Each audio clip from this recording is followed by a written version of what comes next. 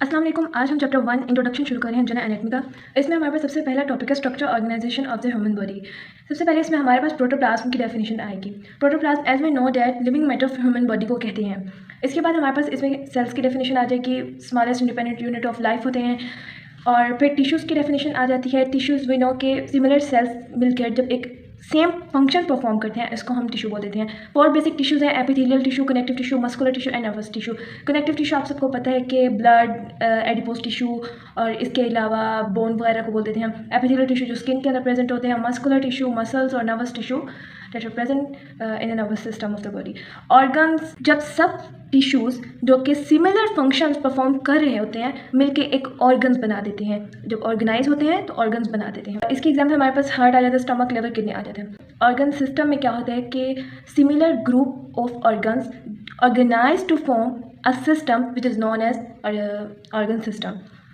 जिसके एग्जाम्पल हमारे पास डाइजेस्टिव सिस्टम होती है, यूनो का डाइजेस्टिव सिस्टम हमारे स्टमक इन्वॉल्व होता है, और इंटेस्टाइन, पेनक्रियाज वगैरह, और रेस्पिरेटरी सिस्टम और रिप्रोडक्टिव सिस्टम वगैरह इसके एग्जांपल्स हैं। नेक्स्ट उन्होंने एनाटॉमी के बारे में बताया है। एनाटॉमी वो ब्रांच है साइंस की जिसके अंदर हम structure of plants and animals study करते हैं, और इसका लिटरल मीनिंग है टू कट अप। नेक्स्ट है हमारे पास हिस्ट्री ऑफ एनाटॉमी। इस टॉपिक में बेसिकली उन्होंने हमें उन साइंटिस्ट का बताया है जिन्होंने एनाटॉमी के वर्क के अंदर कंट्रीब्यूट किया, उनको जो टाइटल्स दिए गए और उनका जो वर्क था। तो मैं आपको इसमें से इंपॉर्टेंट एमसीक्यूज है वो बता देती हूँ कि हिप्पोक्रेट्स को फादर ऑफ मेडिसिन बोला जाता है और एनाटॉमी के सब्जेक्ट का फाउंडर भी है। हेरोफिलस के बारे में ये है कि उसको फादर ऑफ साइंटिफिक एनाटॉमी बोला जाता है। उसके बाद हमारे पास गैलन का वर्क आ जाता है। गैलन ने क्या किया था कि एनिमल्स को डायसेक्ट किया था और चीफली मंकीज पर उसका वर्क था, और उसने एक बुक लिखी जिसका नाम था ट्रीटी ऑफ एनाटॉमी। आगे हमारे पास लियोनार्डो डा विंची के बारे में आ जाता है कि उसने ह्यूमन कॉर्पसेस को डायसेक्ट किया और 240 ड्राइंग्स बनाई इन कॉर्पसेस को डिपिक्ट करने के लिए। नेक्स्ट हमारे पास आ जाता है फादर ऑफ मॉडर्न एनाटॉमी जो कि एंड्रस विज़ेलियस है, और उसी की बुक का नाम है डी ह्यूमनाe कॉर्पसेस फैब्रिका, जिसका लिटरल मीनिंग है on the structure of human body. Next topic है branches of anatomy. Basically 4 branches हैं एनाटॉमी की, जो कि gross anatomy, histology, embryology and neuroanatomy. Gross anatomy का अदर नेम मैक्रोस्कोपिक एनाटॉमी भी है, और नाम से ही जाहिर हो रहा है कि मैक्रोस्कोपिक ऑर्गन्स के बारे में स्टडी किया जाता है, यानी कि जो नेकेड आई से विजिबल होते हैं। नेक्स्ट हमारे पास हिस्टोलॉजी आ जाता है। हिस्टोलॉजी का अदर नेम है माइक्रोस्कोपिक एनाटॉमी। माइक्रोस्कोपिक नाम से पता चल रहा है कि माइक्रोस्कोप के थ्रू देखा जाता है ऑर्गन्स को, यानी कि जो नेकेड आई से विजिबल नहीं होते।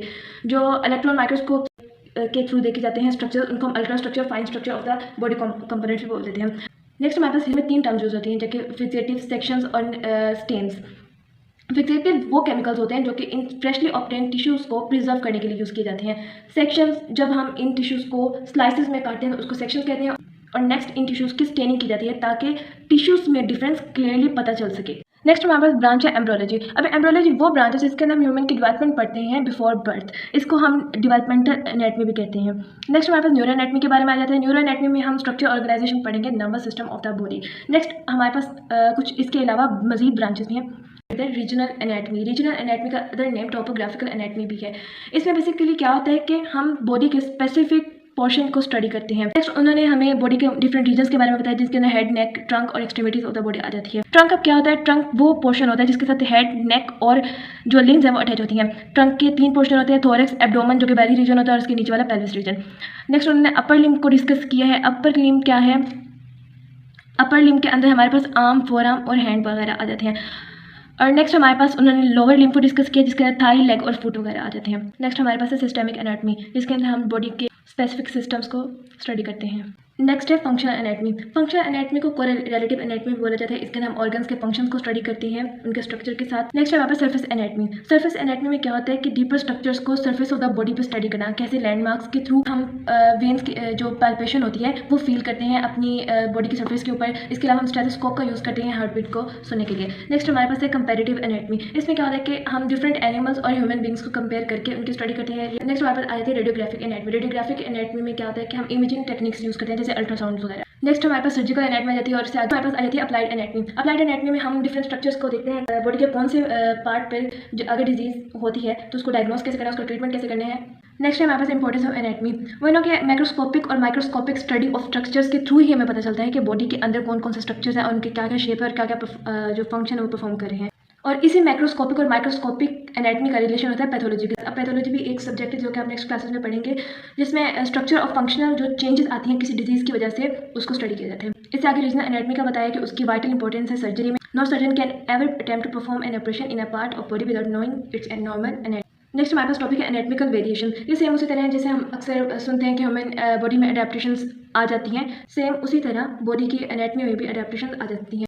अब इसके एग्जांपल्स में हमारे पास क्या है कि जो बेकल आर्टरी है वो रेडियल और अल्नर आर्टरीज में डिवाइड होती है क्यूबिशल फोसा में, ये नॉर्मल कंडीशन में होता है। But in some people the brachial artery bifurcates into its terminal branch at higher level ulnar artery, जो कि फ्लेक्सर मसल्स में जाकर डीपली रन करती है। बट इन सम पीपल ये आर्टरी सुपरफिशियली रन करती है। ओके, नेक्स्ट हमारे पास क्रिस्टिक आर्टरी की उन्होंने एनाटॉमिकल वेरिएशन बताई हुई है। कॉमन हेपेटिक आर्टरी से दो आर्टरीज अराइज करती हैं, राइट और लेफ्ट। तो जो राइट होती है वहाँ से बेसिकली क्रिस्टिक आर्टरी अराइज कर रही होती है, लेकिन कुछ लोगों में क्या होता है कि डायरेक्टली कॉमन हेपेटिक आर्टरी से ही क्रिस्टिक आर्टरी अराइज कर जाती है। सो ये हमारे पास फर्स्ट चैप्टर था।